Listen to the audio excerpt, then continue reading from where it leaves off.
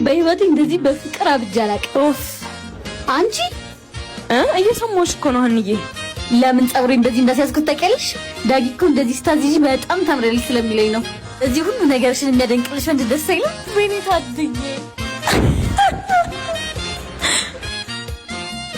ፀጉርሽን ደግሞ እንደዚህ ስታዚጂ እንዴት እንደምታምር። ሁሉ ነገሬን ስለምትወድልኝ በጣም አመሰግናለሁ። አይደል